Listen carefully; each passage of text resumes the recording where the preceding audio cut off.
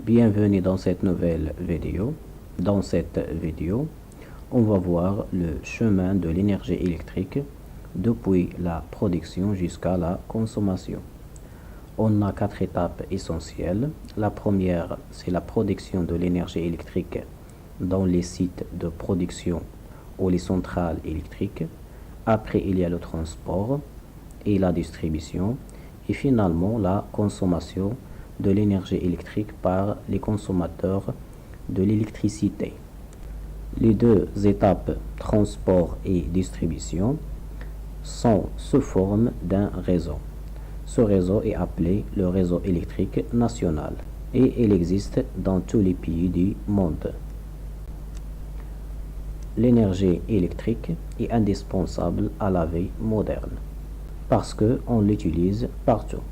Exemple de l'utilisation de l'énergie électrique, éclairage. Deuxièmement, le chauffage et la climatisation. Troisième exemple, utilisation dans les appareils électroménagers. On l'utilise pour alimenter les appareils électroménagers. Exemple, la machine à laver. Maintenant, on va discuter le chemin de l'énergie électrique depuis les sites de production jusqu'à les consommateurs de l'électricité. On a deux types de consommateurs. Il y a la consommation domestique, ça veut dire les maisons. Et on a la consommation industrielle dans les unités de production ou les usines. Pour la consommation domestique, on utilise une tension de 400 volts en triphasé et de 130 volts en monophasé. Pour l'utilisation industrielle, les unités de production, elles exigent une tension de 20 kV. Les sites de production produisent une tension qui varie entre 5 à 20 kV. Pour transporter cette tension, on utilise un transformateur. Il est lié à la source, donc on l'appelle une poste source.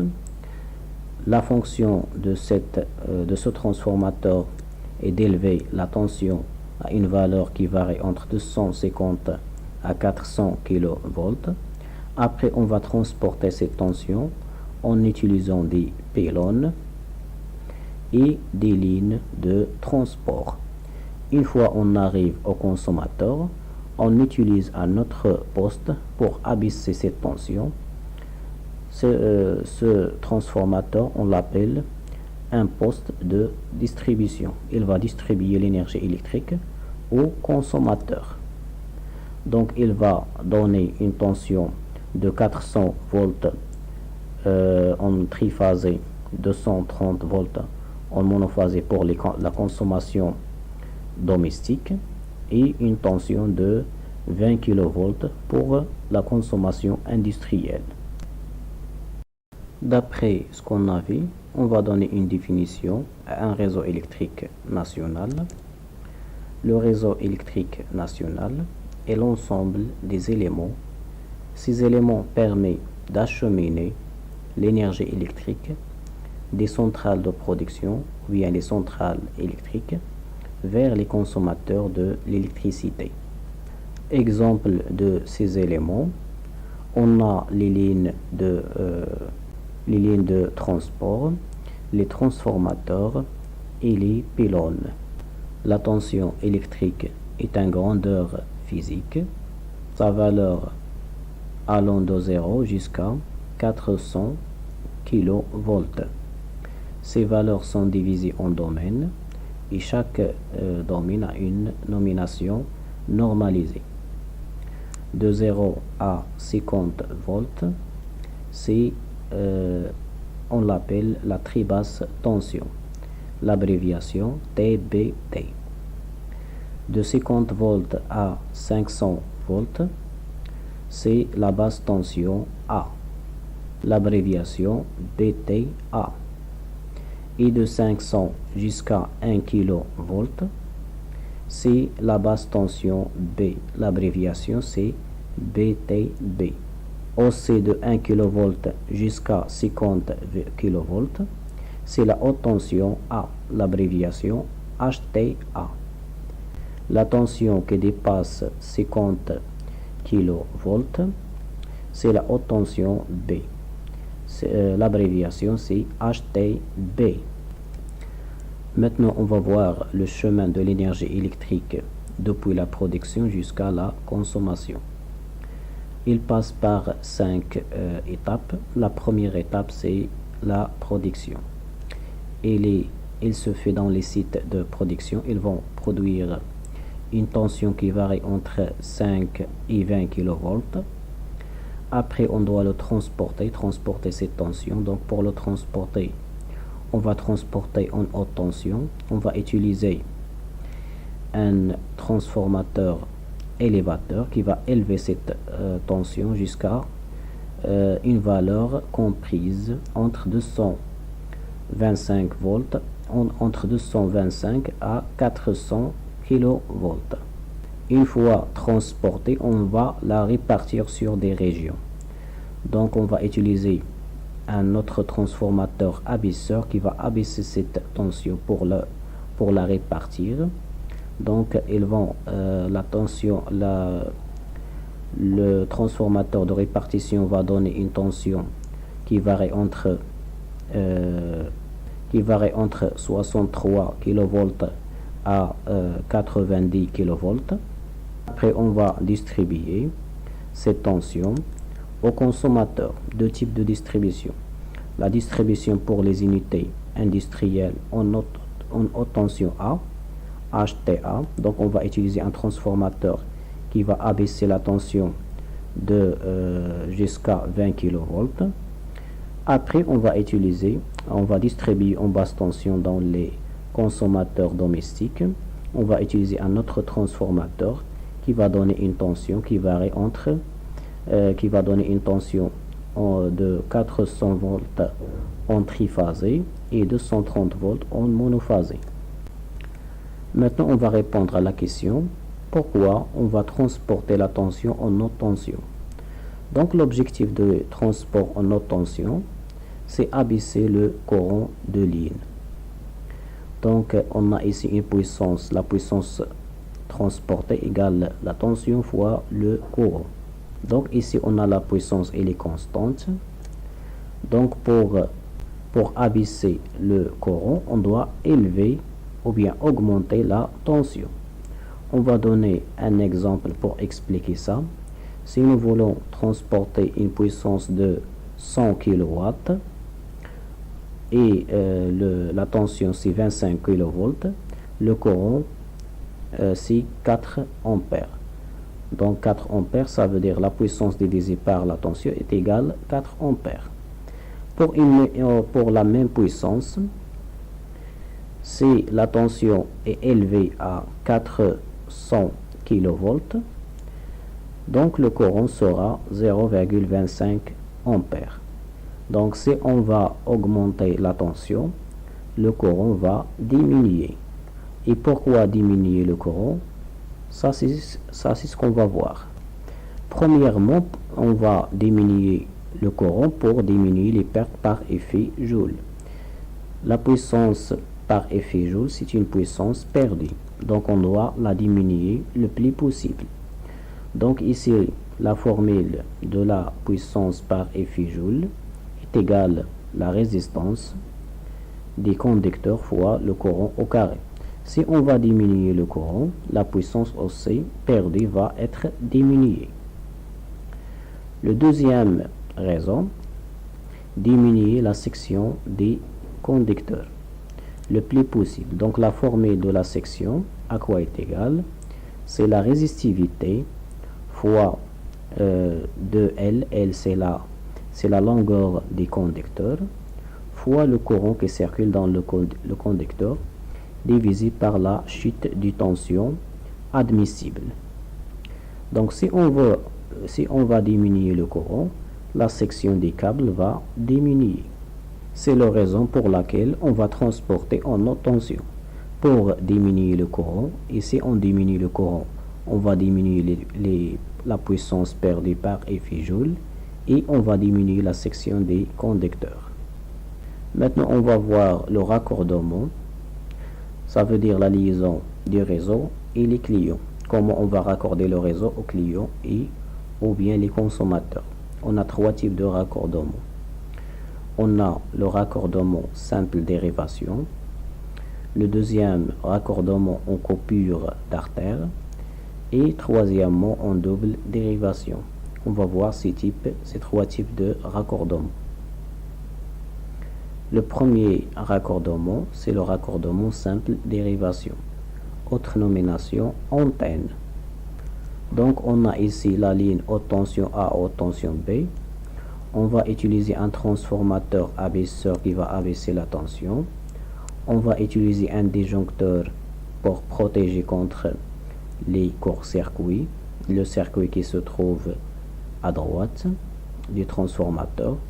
Et on a un seul ligne. C'est pourquoi il est appelé simple dérivation. Donc on va utiliser ici, ceci c'est un interrupteur fermé et la liaison avec le premier client ou bien le premier consommateur. Le deuxième client, autre interrupteur fermé pour alimenter un autre client.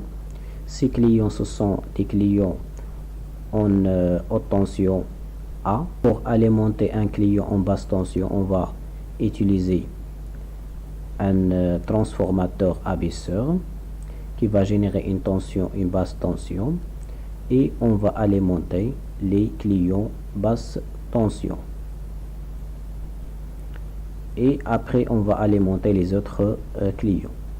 Donc, s'il y a un problème sur cette ligne d'alimentation, les autres clients, il y aura un problème.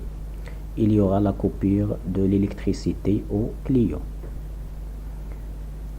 Donc, je vais détailler l'alimentation en basse tension du client 4. Donc, ici, on a la ligne, l'arrivée en haute tension. Je vais utiliser un interrupteur sectionneur. Après, on va utiliser un interrupteur sectionneur avec un fusible pour la protection du circuit qui se trouve à droite. On va utiliser un transformateur qui va transformer la tension en tension A en basse tension. Un disjoncteur pour protéger les clients. Donc la tension, l'énergie électrique elle est payante. On va utiliser un compteur de l'énergie électrique qui va compter l'énergie passant par cette ligne et la liaison d'un interrupteur qui va lier le compteur à la ligne pour alimenter le compteur pour fonctionner si nous voulons compter l'énergie, ou bien on va l'ouvrir si nous ne voulons pas le comptage de l'énergie électrique. Le deuxième type de raccordement entre réseau et client, c'est le raccordement en coupure d'artère. Donc on va prendre une ligne haute tension A, haute tension B. On va utiliser un transformateur abaisseur. Et ici on a deux lignes. Le premier ligne, on va utiliser un disjoncteur. Et le deuxième ligne, on va utiliser un deuxième disjoncteur. Pour le premier ligne, on va prendre un interrupteur fermé pour alimenter un client numéro 1. Un deuxième client est alimenté à partir du premier client. Donc on va prendre une ligne du premier client pour alimenter un deuxième client. Ce deuxième client il est alimenté en basse tension. On va utiliser un transformateur pour abaisser la tension. Même chose pour alimenter le client suivant. On va l'alimenter à partir du deuxième client. On va répéter la même chose avec la deuxième ligne. Un interrupteur fermé pour alimenter un client numéro 5. Et pour alimenter le client suivant, on va l'alimenter à partir du client 5. Donc voilà le client numéro 4. Il est alimenté à partir du client numéro 5. Et ainsi de suite pour le client suivant. Ici, on a un client numéro 3. Ce client numéro 3 a le choix entre le premier ligne et la deuxième ligne. Il est alimenté par le premier ligne par un interrupteur fermé. Une fois il y a une coupure ou bien un problème sur le premier ligne, on va fermer le deuxième interrupteur qui est normalement ouvert. On va le fermer pour alimenter le client numéro 3. Donc s'il y a un problème sur la ligne à partir d'un client, les clients qui viennent après ne reçoivent pas de l'électricité. Ça, c'est l'inconvénient de ce type de raccordement en coupure d'artère. L'avantage pour le client numéro 3 est là, il peut être alimenté soit par le premier ligne, soit par la deuxième ligne. S'il y a un problème sur la première ligne, on peut basculer sur la deuxième ligne. Maintenant, on va voir en détail l'alimentation en basse tension du client numéro 2. Donc ici, on a l'arrivée haute tension. On a un interrupteur sectionneur, un autre interrupteur sectionneur pour la protection et pour le sectionnement. On va utiliser un transformateur haute tension à basse tension, un disjoncteur et l'alimentation du client. On va utiliser un compteur pour le comptage de l'énergie qui va compter l'énergie qui passe par ce lien-là.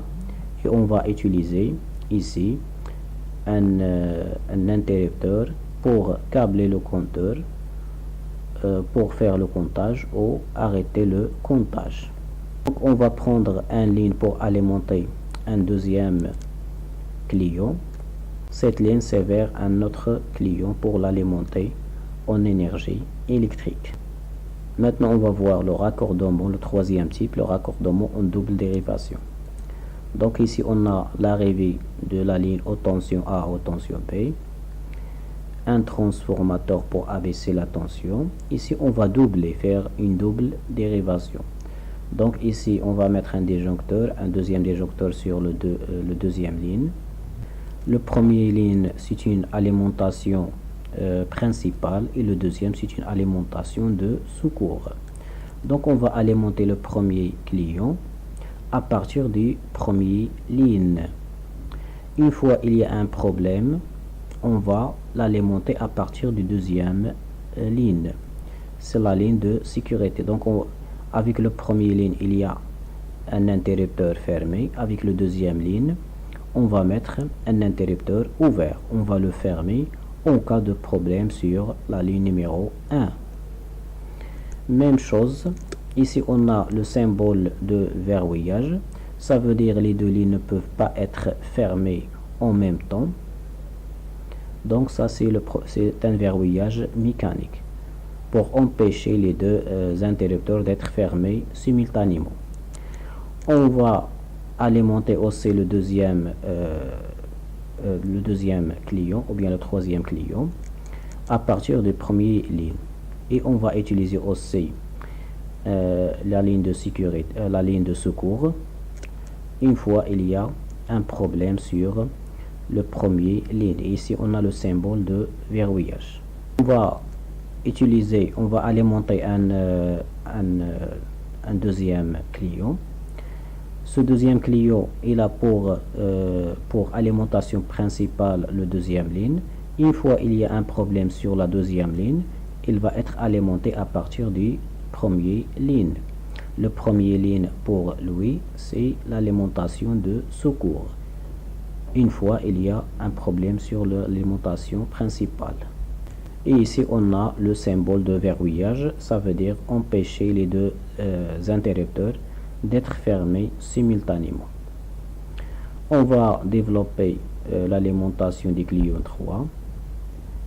Donc ça c'est un interrupteur ouvert comme on a déjà dit. Donc voilà l'alimentation, l'arrivée de l'alimentation normale, un interrupteur sectionneur. un interrupteur sectionneur avec fusible pour la protection, un transfort qui va abaisser la tension de haute tension à en basse tension, et un disjoncteur, puis l'alimentation du client. On va utiliser un compteur d'énergie pour compter l'énergie qui passe par ce ligne, et un interrupteur qui va câbler, qui va lier le compteur à la ligne pour l'alimenter, le comptage pour faire sa fonction. Une fois il y a un problème sur le premier ligne, on va mettre une deuxième ligne. C'est l'alimentation de secours. Donc ici on a le symbole de verrouillage, ça veut dire les deux lignes ne peuvent pas être fermées en même temps. Maintenant on va prendre un exercice. Donc voilà l'exercice, il est constitué de raccordement d'une alimentation. On a deux sources, source 1, source 2, il y a un verrouillage. Et ces deux sources vont alimenter une installation électrique. On a ici deux transformateurs abaisseurs. La puissance c'est 500 kV ampères. La tension côté haute tension 20 kV, côté basse tension 400 volts.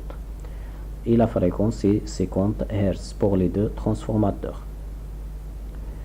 Donc la première question, identifier le type de structure d'alimentation. Ici on a deux lignes, source 1 et source 2, et on a ici un verrouillage. Donc l'alimentation a double dérivation, soit par la première ligne, soit par la deuxième ligne. La deuxième question, préciser la tension de service côté haute tension A. Donc côté haute tension A, comme vous voyez ici on a 20 kV, et le côté basse tension c'est 400 volts. La troisième question, c'était un avantage de ce type de structure d'alimentation.